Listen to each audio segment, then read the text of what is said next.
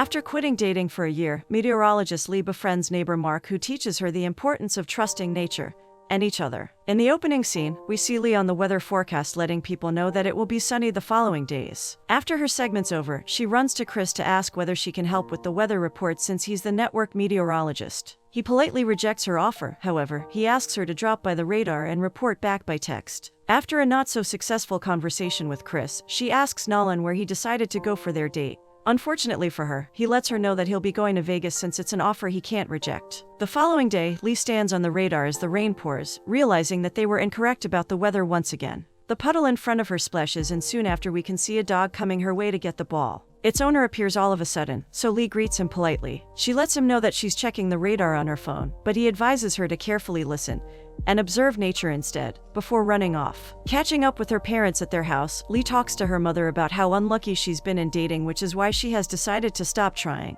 and completely focus on her career. Her father supports her as he thinks that someone must get the weather right. Lee agrees as she lets them know that she'll finish her degree, get her place, and focus on nothing but winds, ocean currents, and weather systems. One day, after getting her coffee at the park, she notices a flare about an available apartment, so she decides to call to ask about it. It becomes her apartment and we see her moving in. As she's putting the boxes down, she hears barking from the other side of the wall. Wanting the dog to stop barking, she decides to knock on her neighbor's door, and that's how she notices that the dog responds to sounds. Returning to her apartment, she plays some music on her speaker which calms the dog down so she can return to unpacking. As she's trying to talk on the phone from the loud music, a knock on the door can be heard, and once she opens it she gets surprised. In front of her stands the guy from the radar, and he asks her to lower the music down since the walls are paper thin. Realizing that they've already met, they introduce each other and we find out that his name is Mark. He apologizes for his dog and she lets him know that the dog likes pop music. Lee's chair arrives, but the men drop it on the porch instead of helping her get it inside. Seeing that she needs help,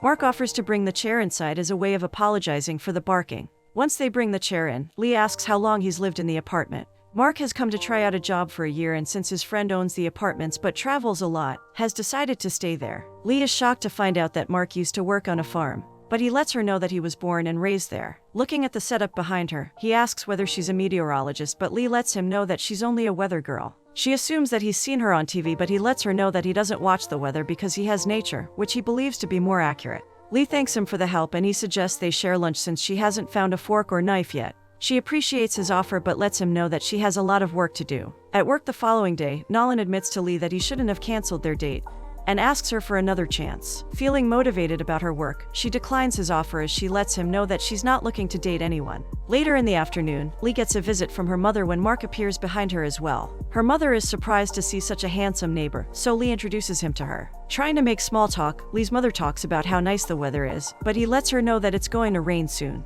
Confused, Lee lets him know that her satellite says otherwise, but he reminds her that he can smell the rain. Lee and her mother walk through the park when they decide to sit down for a break. Her mother can't stop gushing about Mark, but Lee is strongly committed to her career and is one step away from getting her degree and finally impressing Mark. As they're talking, they can't help but notice that a lot of guys are being flirtatious with Lee, but she decides to ignore it. Unfortunately for them, Mark turns out to be right as pouring rain comes from the sky. In the evening, Lee goes out to her porch to get some signal on her satellite. As she struggles to put the batteries in, Mark comes out as well to work on his plants. Curious, she asks whether he had worked on a plant farm, but he lets her know that it was a dairy farm. He reveals that the new job he's trying out is consulting on dairy for a company that hopes he brings insider knowledge. Seeing her struggle to put the batteries in, he offers to help and gets it done with ease. Relating to his story, she admits to always wanting to stay on the farm so she could inspect the satellites herself. However, Mark lets her know that living in nature can teach you a lot of things, one of them being forecasting simply by observing the crops, wildflowers, and the animals. Getting her degree, Lee decides to let Chris know that she's finally qualified to work in the forecast,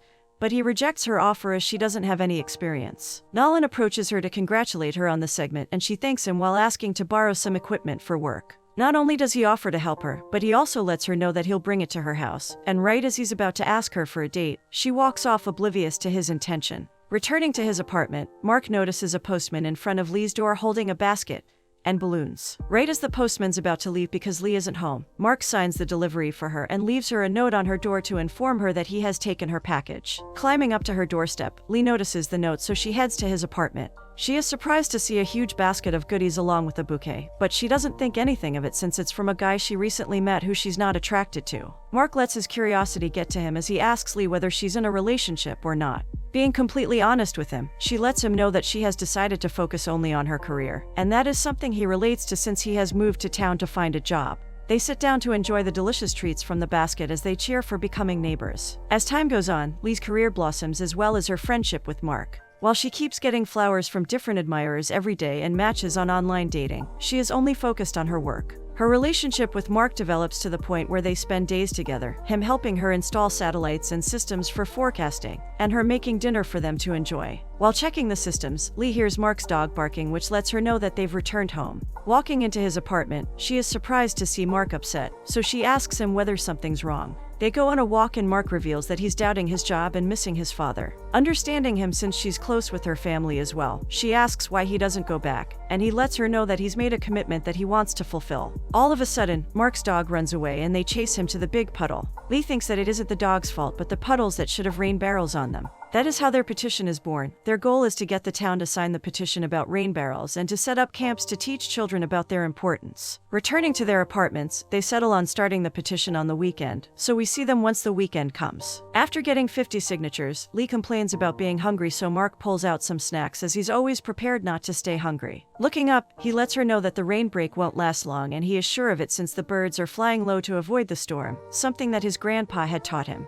Impressed by his stories but still believing in science, she lets him know that she'll stick to the forecast and try to perfect it. As they're talking, a woman named Rochelle approaches the bench and Mark instantly recognizes her. They start bonding and she even gives him her number so he can show her around next time she's there. Lee gets a notification from her satellite, so she goes to the side to check it out. However, she can't help but eavesdrop on their conversation as a concerned look lies on her face. Returning to Mark, she lets him know that the weather will be sunny, but Mark reminds her of the birds. Appreciating his help, she lets him know that science is what she'll continue to rely on. Another notification pops up on her phone, but this time it is the network, and they want her to do the forecast since Sea-Rise is feeling under the weather. Excitedly, she rushes to the station and does her segment, letting everyone know to put their umbrellas aside since it will be sunny. Unfortunately, she ends up being wrong as pouring rain doesn't stop falling from the sky. She goes to her backyard to try to read the forecast right when Mark comes over. He notices that she's upset, so he asks her to take a break since it's Sunday and come with him to a special place. She agrees after he assures her that there will be service there. Pearson Pod is where they go, and while he promised her that there will be service, Lee realizes that he'd lied to her to get her there. Reminding her once again that she needs to observe nature, he hands her a fishing stick and she throws her string in the water. Confused as to how she'll predict the weather, she asks whether she should look out for signs, but he lets her know that all she needs to do is listen.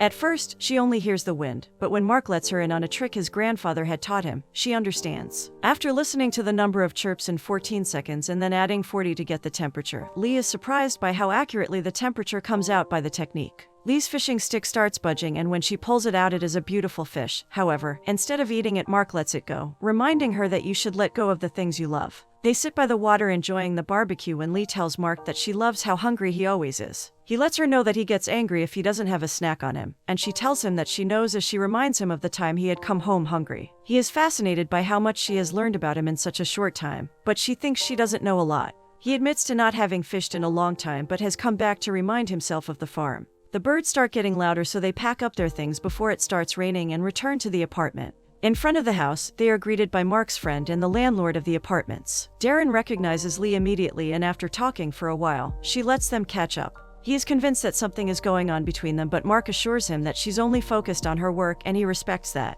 Despite Mark's convincing, Darren strongly believes that Mark wants something to happen between him and Lee. After Darren leaves, Mark heads to Lee's to drop her some of her favorite muffins. However, her parents are already there, so he apologizes for interrupting. After talking about his job and his dairy farm, Mark excuses himself to walk the dog. After he leaves, Lee's parents attack her with questions about Mark and why he walks in without knocking. But she lets them know that they've become close friends and are both not interested in each other since their main focus is work. At work, Lee feels uncomfortable talking to Chris, but she approaches him either way. She apologizes for getting the forecast wrong, but he assures her that it's fine since mistakes can happen to anyone. However, he lets her know that if she guesses when the rain's going to end, they will promote her to a meteorologist. Lee finds herself bored and hungry as she tracks the weather on her computer, so she decides to heat the lasagna her mother made for her. Getting lost in her work, she forgets the lasagna, which ends up burning and making the fire alarm go off. Luckily, Mark rushes over to help turn it off. Seeing her left with no food, he invites her to come to his dad's farm and even promises that there's Wi-Fi there. Arriving at the farm, they're greeted by Mark's father, Dean, who lets them inside.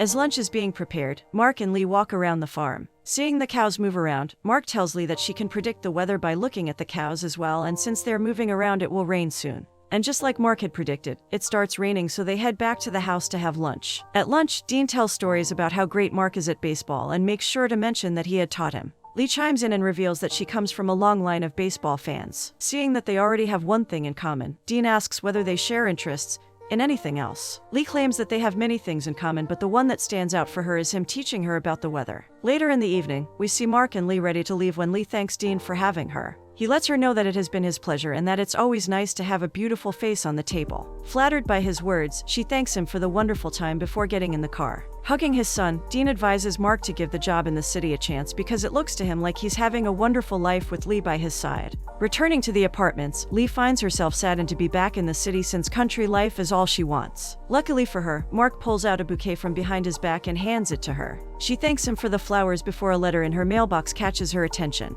Reading the letter, she finds out that the city council has approved their request for rain barrels. However, they won't be able to start production until next year. Instead of being worried, Mark suggests they recruit people in the community to get it done. Excited, she jumps into his arms, but once she realizes what she's done, she gets out of his embrace, and it becomes awkward. However, the following day at work, she has all of the people sign the petition, including Nolan, who tries to ask her on a date. Once again, she gets distracted by work. Seeing that Chris has stated that there will be sun in the following days worries Lee, so she tries to talk to him about nature, but he lets her know that he trusts the satellite. The next morning, as Lee and Mark are walking around, they see Nolan. After having a brief conversation with him, Lee asks him to take charge of the barometers for a while, and he gets straight to it. Mark can't keep his curiosity to himself as he asks her whether she and Nolan have ever dated, to which Lee responds truthfully, letting him know about the date that never happened. She is asked whether she plans on going on a date with him once her pause is over, and she isn't sure about it. However, being by herself has taught her a lot and she loves it, so she assumes that it might stay the way that it is. Rain starts pouring out of the sky all of a sudden, so Lee opens her umbrella to protect herself and Mark. A notification on his phone catches their attention and he reveals that it's from Rochelle asking him to catch up.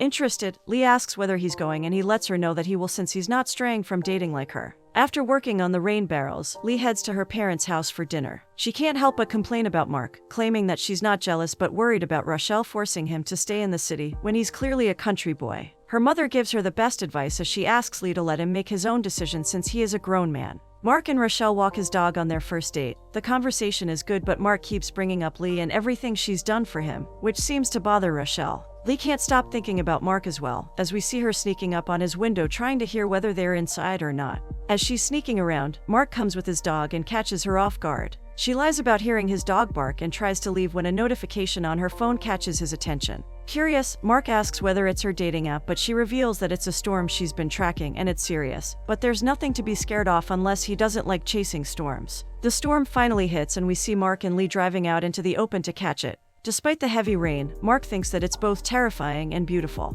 However, Lee reveals that she's been storm chasing since little. She would wake up in the middle of the night only to watch the storm because she thought it was beautiful. They sit in silence enjoying the beautiful storm while eating Mark's stale chips. Waking up in the morning, Lee is bombarded by text messages from different people wishing her a happy birthday. Same as messages, she receives a lot of gifts that she seems to be annoyed about. Mark walks in and reveals that he didn't know it was her birthday just as her parents arrive. Instead of just the three of them, her parents invite Mark to their traditional dinner, and they hurry up to get the clam chowder. Lee's father tells stories about her enjoying the storm unlike other kids, and Mark claims that she would have loved living on the farm because of how big the storms can get. Lee believes him, but she claims that no other storm could be bigger than the one she and her father chased on their storm chasing tour. Her father had promised to take her on a storm chasing tour if she were still interested, and luckily for her, she was. While the experience had been terrifying for her father, Lee has the best memories of it. Lee's mother asks Mark how he is liking his job, and he reveals that he had been asked to stay permanently. However, he's not sure whether he'll stay since he is a country boy. The waitress comes by their table with a small cake in her hand so Lee can blow out her birthday candles. After a wonderful dinner, Lee and Mark head back to the apartments where Lee thanks him for being a sport.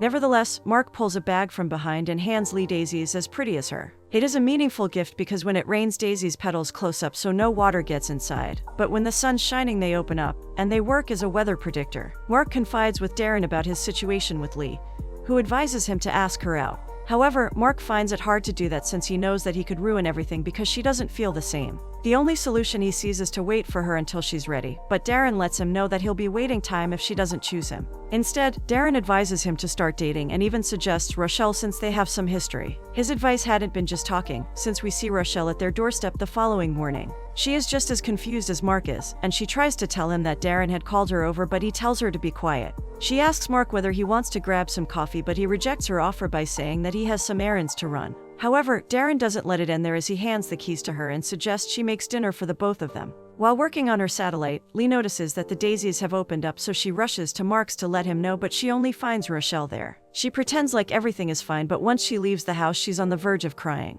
Later in the evening, we see Mark and Rochelle enjoying their dinner. Rochelle knows that he loves the vegetable pot pie, but she feels the need to let him know that it all had been Darren's idea. His setup reminds her of the time Darren had pranked the school office and replaced the national anthem with a silly song. As they continue their conversation, we can see Lee nervously pacing back and forth until she sneakily goes out trying to overhear what they're saying. Right when Rochelle tries to get romantic, Lee accidentally knocks a plant over, focusing the attention on her. She makes up an excuse for being outside before quickly going back in. Rochelle tries to continue the conversation, but Mark's mind goes to Lee. She lets him know that Lee had come over earlier, but what weirded her out was her not knocking on the door. Mark lets her know that they'd become very close, so they don't even knock on each other's doors anymore, which makes Rochelle realize that they might have something going on. She thanks him for catching up with her and gets up to leave.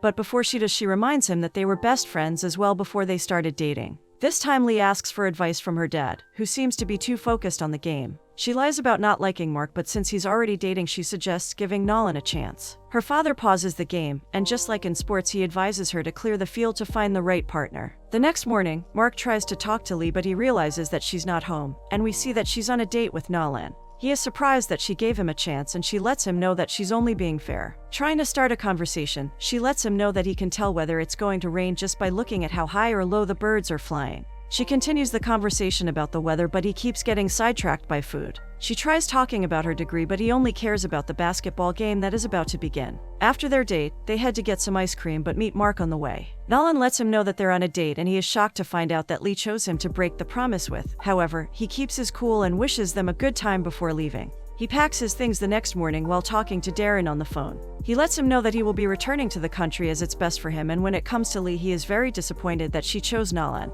But he has nothing to hold against her. He writes her a letter, and once Lee reads it, she realizes that she has made a mistake. Mark had written to her that the only reason he was staying in the city was her, so her being with Nolan had left him no choice but to return to where he belonged. Lee spends her days regretting her decision as there is nothing she can do. A kind gesture by the postman reminds her of the mistake even more. He asks her to go out with him, but with tears in her eyes, she admits to not dating anyone because of the mistake that broke her heart. Rainy days finally come to an end, and Mark is the first one to predict it. When it comes to Lee, she walks down the street when she sees a woman holding a bouquet of daisies. However, she notices that the daisies have opened and quickly realizes that the sun will come out. Rushing to the network, she convinces Chris to let her do the segment her way, and he lets her do it. After telling people to put their sunscreen on and leave their umbrellas aside, Lee thanks Nolan for the redate before going to the farm. Surprised to see her at the farm, Mark asks what she's doing there. She thanks him for everything he taught her, for opening her eyes not only to Mother Nature, but also for making her realize that he is the one for her. She assumes that she's too late, but he lets her know that he'll wait forever for her, before kissing her passionately. They finally say that they love each other, letting their story blossom like a flower.